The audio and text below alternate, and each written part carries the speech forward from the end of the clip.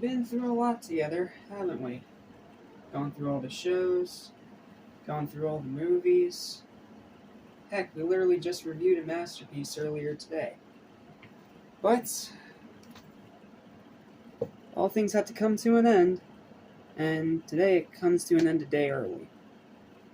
Because it's finally time to talk about what this whole marathon has been leading up to. The latest, newest iteration of these Heroes in a Half Shell for a brand new generation.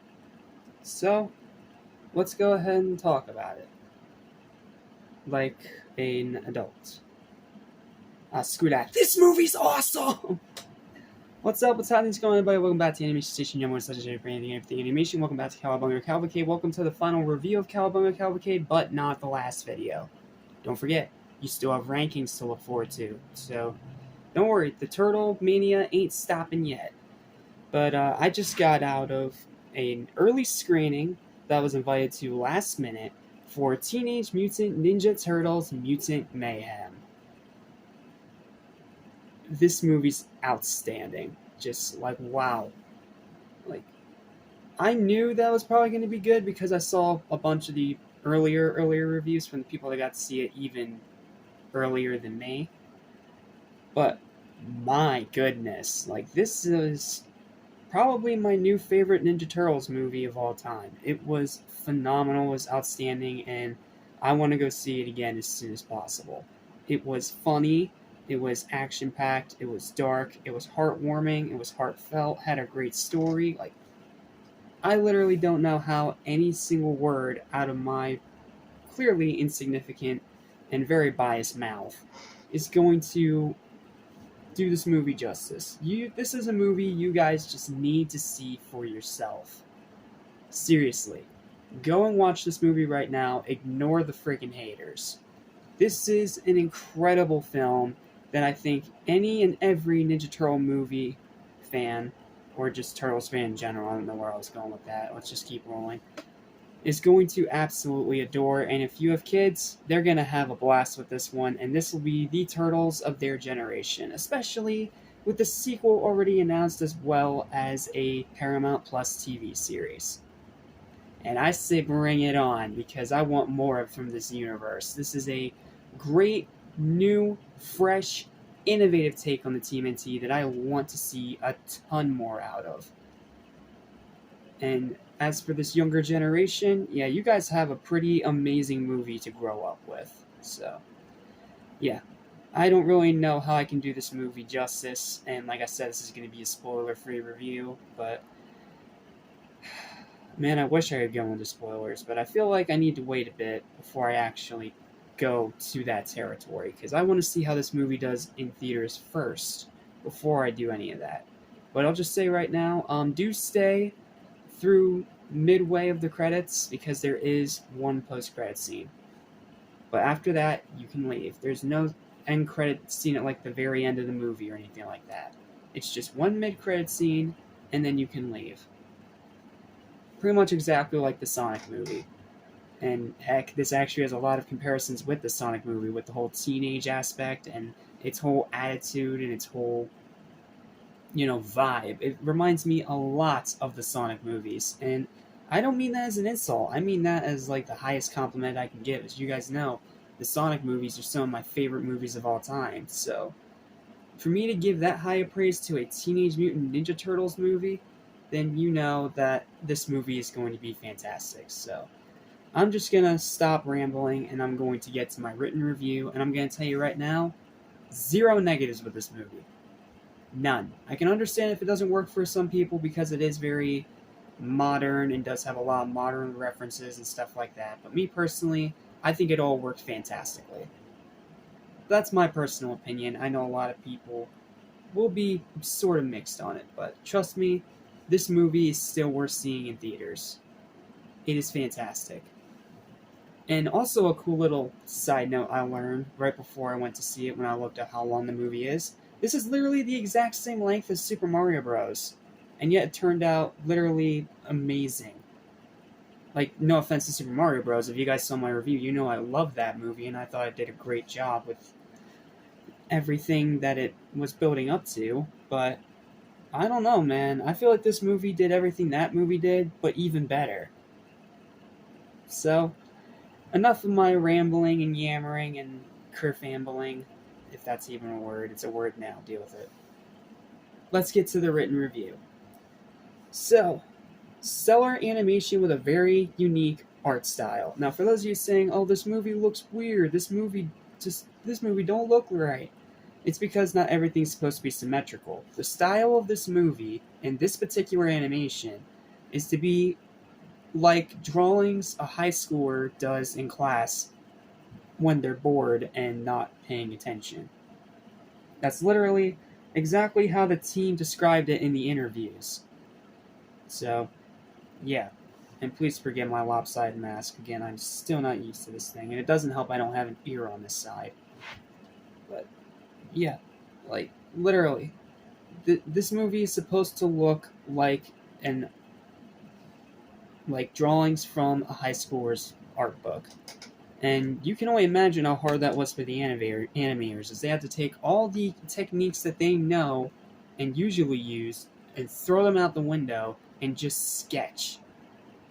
And I think it turned out fantastic. Yes, the humans look a little terrifying, but let's be honest, guys. Drawing humans, unless you're like a super duper, very talented artist, drawing humans is incredibly hard. Take it from a guy who's drawn like 1,000 different versions of Super Saiyan Goku. It is hard to draw a human. Well, a human-like character. You know what I mean. But yeah, stop complaining about the animation. It's meant to look that way, because it's meant to look like drawings from a high schooler's notebook. And I think it nails that style perfectly. With the shadows and its whole, like, grimy grittiness is the way I guess I'm going to put it. I think it looks fantastic, in my personal opinion. But, again, my personal opinion, I can understand some people may be a little off-put by it. But I think it's amazing. Outstanding voice acting, especially Nicolas Cantu's Leonardo and Ice Cube's Superfly. And, of course, Jackie Chan's Splinter, who's just as amazing as we all expected. Yeah, the cast here does an amazing job bringing these characters to life. Like, an amazing job. I love Nicolas Cantu as Leonardo. He did such an amazing job bringing my favorite Ninja Turtle to life in a very faithful and very well done way, and it's even more impressive considering the fact that he's pretty much a complete newcomer. He hasn't watched the shows, he hasn't watched the movies, and his only knowledge of TMNT was playing the video games with the cast during their off time. Like, that's impressive. To be able to nail the character that well just from little bits you see in a video game, that's very impressive. So, amazing job to Nicolas Cantu. He did a phenomenal job, and I'm excited to see how his Leonardo develops. And then Ice Cube's Superfly is a great new villain. I loved his backstory. I loved his whole vibe, and he could be legitimately menacing at times, especially in the ending, where, he goes full villain mode in the most amazing way possible. Like, seriously. Again, pardon my language here, but you know what? There's a little bit of cursing in this movie, so I think I can get away with it. Superfly in this movie is a badass villain, and I really enjoyed him. And then, of course, there's Jackie Chan's Splinter. He's funny, he's heartfelt, he's Jackie Chan voicing the character that we've wanted him to voice for a very long time. Man, he lived up to every expectation we had. He is so perfect as Splinter. Like, so perfect. It's amazing what he did. Amazing job. Outstanding writing. This writing is so well done, so sharp, and doesn't feel in the least bit cringy. Does it have some Gen Z stuff in it? Sure, but it's not done in a way where it's like Haunted Mansion, where everything feels, just forced and half-efforted. Here, everything feels very well done, very well crafted, and very smart. Like, even with some of the references, they get really smart and self-aware with it. And I freaking love it. Excellent characters. All these characters are great, from the Turtles to Splinter to this new version of April that, yes, I think is a great April. I do not care how much hate I'm going to get for that online. She's a great April. Stop hating, you racist turd.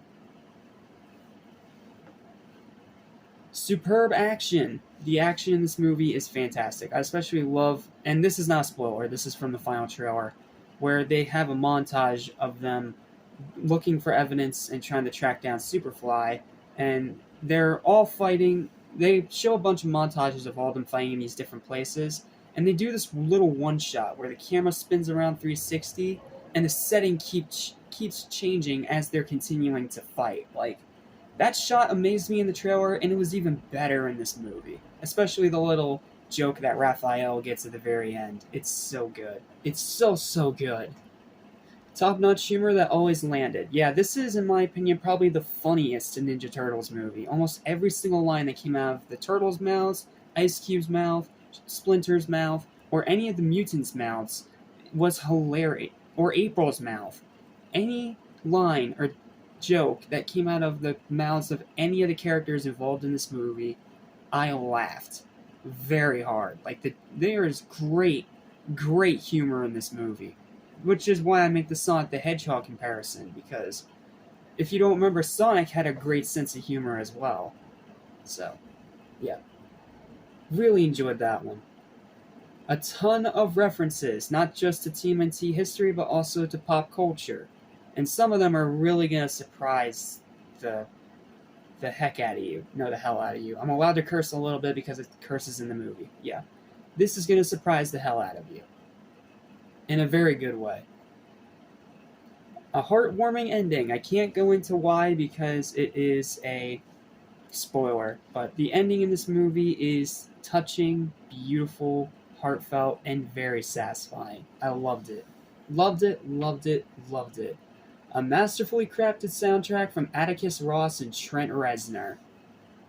Yeah, the people that have been praising this soundtrack like crazy ever since they started first showing early screenings of this movie, we're not lying to you.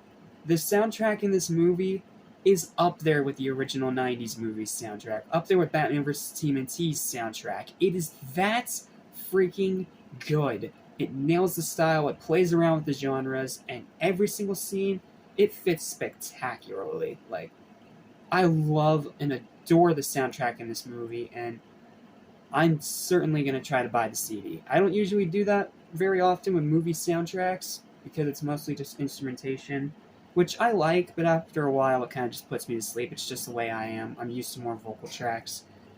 But here, with this kind of music, this is the kind of music I would put on in the back when I'm like making videos or stuff like that. Music that just gets you hyped up. And that's what this movie did so well. It hypes you up, it makes you feel emotion, it just does an amazing, phenomenal, outstanding job. I know, I am adjusting my mask a lot in this review, I know. Like I said, I am still not used to this thing. Yeah, that's about as good as I'm gonna get it. Yeah, about there.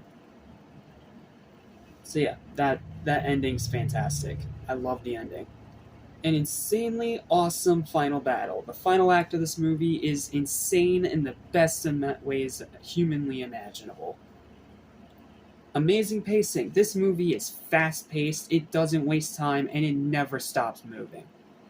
But unlike with Super Mario, where it felt like it was moving too quick and didn't let the story breathe, here it felt like the story was specifically constructed to work with the fast pacing.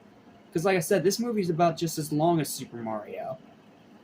So it doesn't have the 2-hour, 3-hour time some other big blockbusters have nowadays. And like I said before, seeing a movie this short in theaters in 2023 when we're trying to push 3 hours into the actual, usual expected runtime for movies is very refreshing. Love that. And a fantastic runtime. It's only 3 minutes longer than Batman vs. TMNT. Yeah, it's only 3 minutes longer than this. That's impressive. That is so impressive. It impresses me when they're able to take a short runtime, but make it fly by so quick it feels even shorter because you're having so much fun.